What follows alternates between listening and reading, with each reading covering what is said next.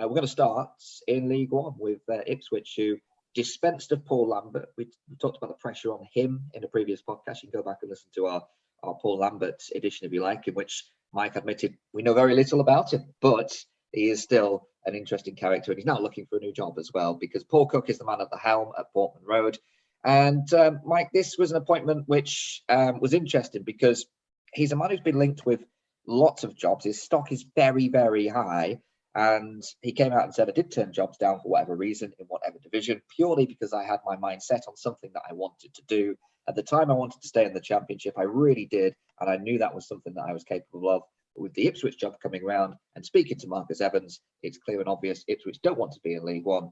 And I don't particularly want to be in this division either. We now have a great opportunity to help one another. So that's what he said upon his appointment. Were you surprised that he's turned down Championship jobs in favour of this particular role?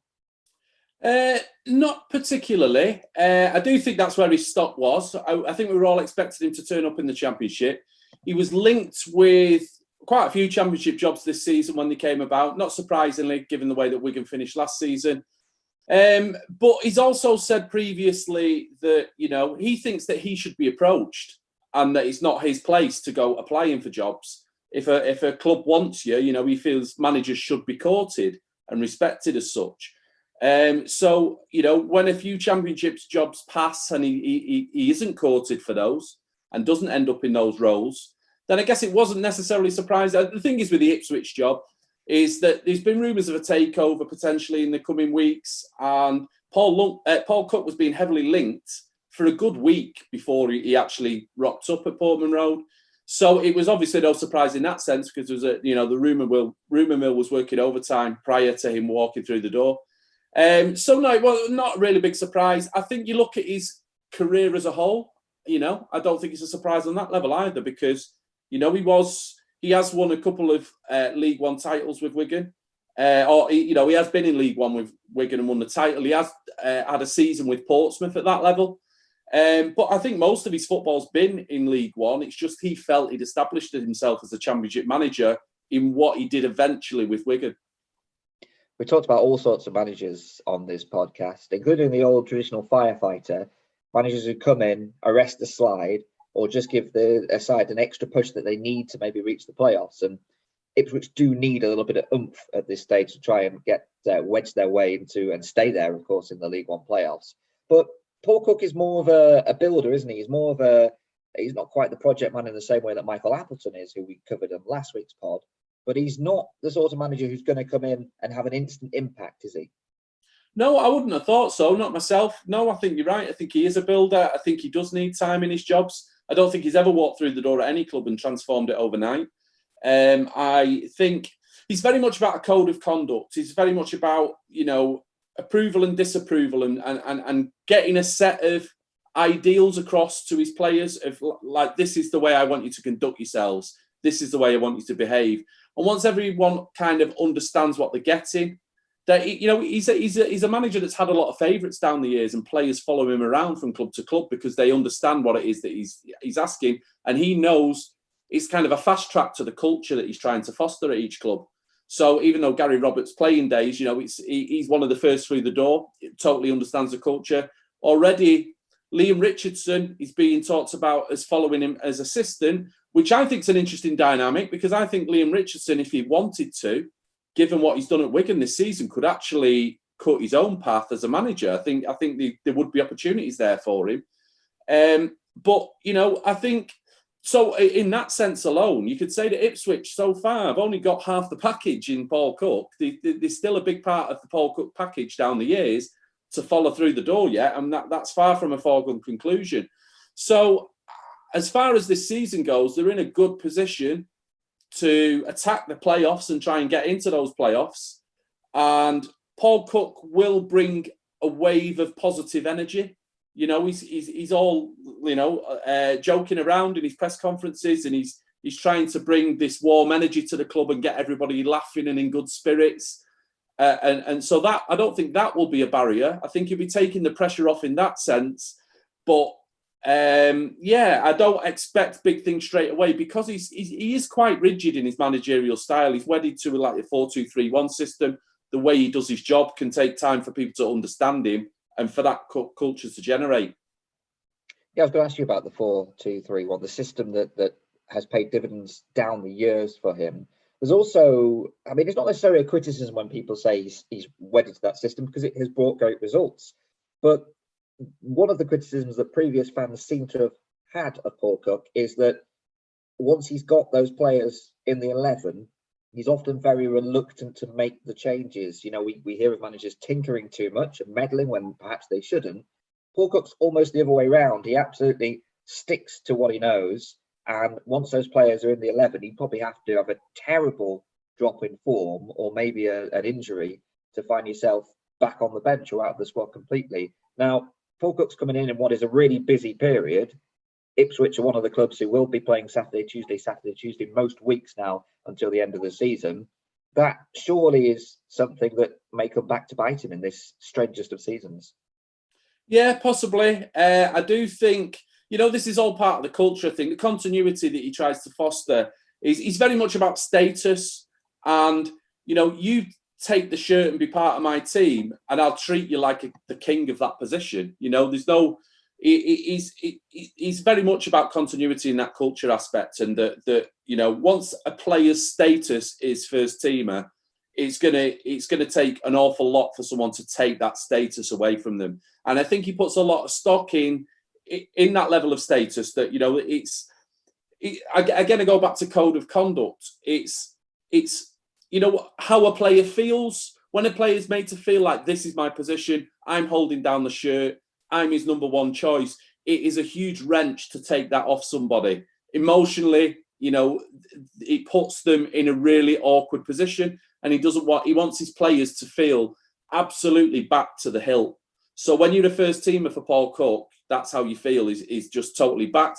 But it can take him a while to get 11 players who he can be fully hand over ownership of that position to, and back them to the hilt, and if it depends on I guess, to some degree, the 11 players who own them shirts when he first walks through the door. And these are the dynamics that have to play out first. So what type of player would he be looking for in that Ipswich squad? Because it's probably a bit of a mishmash. There's a lot of good young players who've come through the academy, some really talented players, some who've had terrible injuries and therefore probably haven't quite met their potential yet. There's also some experienced campaigners in that side. Of course, Luke Chambers, one of those who scored at the weekend, and then you've got skillful veterans like Alan Judge as well in there. So it's a real mixed bag. I'm not asking for individual names here, but what sort of players in that squad will Paul Cook be keeping his eye on, and which ones will he identify straight away and say, "You're my type"? I don't think this is necessarily a question about technical ability. I think it's a question about personality. I think it's a question of buy-in, and which players will get the code of conduct quickest, will buy into it. And I think that's the fact-finding mission that Cook's going to be on, is, okay, I've got my methods of approval and disapproval. This is the way I want you to conduct yourselves. I think he likes players that don't get too high and don't get too low, that basically, when they're playing well, they're always wary of the opposition and always respectful of the opposition. I think it's very much about sacrifice, and, that you dig deep for your teammates, and it's not just about you and your individual expression or your individual ability. Everybody's got a job to do to muck in, and that's a big part of the code of conduct. And I think once he gets these traits and he sees these traits in players, then basically, that's when he can start to kind of foster it all together and bring it all together as a unit, as a whole, and try to create a whole that's greater than the sum of its individual parts. So looking at the Ipswich squad and the players that he will inherit, then they should be up there in the top six. But does he need a transfer window to perhaps be at his best at a club, do you think? Because, like you say, few old heads, players that he knows coming in. Does he need a spine of players that he tends to recruit himself? Yeah, I would imagine so. I would imagine transfer windows are quite important to him. I don't think he's a big transfer window manager in terms of, we talk about a continuity in the same 11, but I think the first transfer window potentially is a very, very big one for Paul Cook, yeah. Because I just think it's only natural that some players won't take to his managerial style, because I think it's a style that can not necessarily always be fair on individuals or players that have individual needs that don't necessarily satisfy the collective, then those players can potentially see themselves as harshly treated. And what they've got to offer doesn't necessarily matter if he's got a preconceived idea of how he wants his team to play, and this particular player has a skill set that doesn't necessarily suit, then, there can be talented players fall by the wayside. So I think the first transfer window in particular can be very important where Cook's concerned, yeah. So you talk about him looking for players who maybe don't get too high, don't get too low. In terms of the emotion, we've talked about how managers like Keith Hill, who was subject of a podcast previously, take the emotion out of the occasion and try and protect their players from reactions that will maybe change their mindset. Is Paul Cook similar then, in a way that he's always trying to just keep his players on the even keel? Yeah, similar. I mean, I go back to that podcast as well. So we mentioned Jurgen Klopp, and I think Cook is more like Klopp in terms of he goes out to actually take the initiative and control the emotions in advance, whereas Hill's possibly more sensitive to the emotions that can affect his players, and he can be a bit more panicky, or, in terms of he can be just sensitive, not necessarily on top of them in advance, whereas I think Cook is all out to try and, control the emotions of his players and control the emotions from around the outside, the periphery of the club, the local media, stuff like that. He's very, very sensitive to, we'll say sensitive and controlling, but he's very much on the front foot of trying to calm down expectations. So I would imagine if Ipswich do pick up some good results in the early part of his tenure, and then people start talking about top six and automatic promotion, he'll be jumping on reporters that even start going down that road. And, basically, let's not get ahead of ourselves. So, yeah, I think we're going to see a lot of this with Cook. And initially, when he walked through the door at a club, like I say, he's all laughing and joking, and he's very much, trying to lighten the mood and lift everybody's spirits and just make it a good place to be. But then once he gets down to serious business, you begin to see another side of him, and it's very much about managing expectations, nobody ever getting ahead of themselves, and always totally respecting the opposition. I think he's sensitive to the possibility that the very slightest thing you can say, certainly in advance of a game or between matches, can trigger opposition. It can motivate. He's sensitive to the possibility that the slightest thing you say, if it's not worded quite right, it's not fully respectful, then your next opposition might jump on it and use it as a motivational tool. Probably because behind the scenes, even though he doesn't say it to us in the media himself, he probably uses those kinds of tactics all the time behind the scenes of, this manager said this club said this is what they're thinking going into this game. We'll show them, lads, kind of, and it's very much trying to foster an us versus them mentality all the time. Yeah, because he can go from being quite jovial to snapping at reporters. There were cases of that at previous clubs. In terms of his style, then, we know about the collective spirit. Harnessing that collective unity is one thing that he's really, really good at. In terms of adapting maybe perhaps more modern approaches, data-driven analysis of oppositions, player analytics as well, just all the stuff that now comes part and parcel of managing a football club.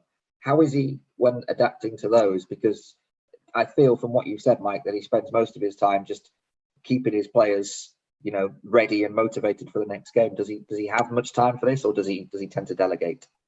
I think this is potentially where Liam Richardson plays a very, very big part. I refer back to, I watched on YouTube, not the top 20 lads did a question and answer session with Danny Cowley and Paul Cook. Really interesting chat that they had. And it was really interesting because Danny Cowley they were very different. And Danny Cowley was very, very technical, talking about game models and his curriculum. And all of these things all of these materials he pulls together, he's constantly studying and learning. Paul Cook, same question would get thrown over to Paul Cook. It always come back to people, always came back to emotions. It's all about players at the end of the day, systems this, systems that. If you can't get the play, and it was like, he was very old school, in the way that he was talking about these things. But it was very much about people and very much about emotions, and that's why I think Liam Richardson potentially is a very important part. And it's interesting that he name-checked him very early in his first press conference at Ipswich, because I don't know where Liam Richardson is at the moment, where he thinks his future lies. But Paul Cook mentioned him straight away, and we'll see in the summer, when he was being asked about his backroom staff. Because I think it would worry Cook if he's got to go looking for someone new that's not Liam Richardson. So it will be interesting to see how that one develops. And March 27th, Mike, is the date for your diary. That's when we're going to host Ipswich at the DW. That's when potentially, if he's not gone down to Portman Road already, and I don't think he will have done by then, it is Liam Richardson against Paul Cook. So that's the one to look out for. His stock is very high, as we know, from what he did at Wigan. People remembering that run of clean sheets, the 7-0 hammering as well, the 8-0 hammering in the end, wasn't it, of Hull. And he obviously was touted for many, many jobs. He's taken his time. He's turned up at Ipswich here, and he's obviously said about the owner and the promises that he's made and the fact that he thinks he can deliver promotion. But do you think he can deliver promotion? This season, I wouldn't have thought so, but I think next season, yeah, quite possibly. With that first transfer window, I think if he gets the first transfer window right, then yeah, absolutely. I think that a top 6 finish ought to be a certainty. I do think his stock is... I noticed there was quite a bit of fanfare, to be honest, when his appointment was announced. And, everybody's... we're kind of stuck on social media nowadays in such recency bias and data, data science and analytics and all of that kind of thing. Now, the numbers that Wigan posted last season were kind of off the scale for where they'd been previously, and a lot of the analytics guys saw it coming well in advance of the form turning. The numbers were good beforehand. So there was a lot of championing of Paul Cook and has been since, but that's just a 6-month sample. There was several years of Paul Cook's managerial career prior to that where would indicate that, this is about his level, Ipswich trying to get promotion from League One until that last 6 months. If that last 6 months hadn't have happened, nobody would have even questioned whether this was a good fit, League One Ipswich and Paul Cook. So, yeah, I think one good transfer window. I think the summer transfer window is going to be really important. Not sure what the situation is with the ownership. That could be key to it all, because Marcus Evans has backed his managers to an extent. He's never gone all out. I think he's quite frugal in the way he goes about it, and he doesn't splash the cash too much. But he has backed his managers, and I think it is going to depend a lot on that first transfer window and the personalities that come through the door. Because I think once you get, I think we can expect a strong starting 11, very strong starting 11, and not many injuries. A team that, is turning up with the same 11 week after week. And you're also potentially talking about a season that's not like this season for turnarounds and congested schedule. So, yeah, Paul Cook in League One next season after one good transfer window, I would expect them to be right up there. And one thing I just wanted to ask as well, one curio of his excellent time at Wigan was that they really did struggle on the road until maybe those last couple of months. And previously, his sides have also never had the greatest of away records. So what is it that causes that? Is it the fact that the collective unity that you mentioned, the collective spirit, it's like, you're at our place now, come and break us down, we're hosting, we're going to play on our terms? Or is there something that we're all missing as to why they often can't reproduce those performances on the road under Paul Cook? Yeah, you might be onto something there. I think his attitude is generally one of, you get a foothold first in an away game. You go after teams when you're at home and you've got your fans behind you, and you're on home soil, and it's the us versus them thing is very much about the home team has got a duty, code of conduct, has got a duty to be on the front foot.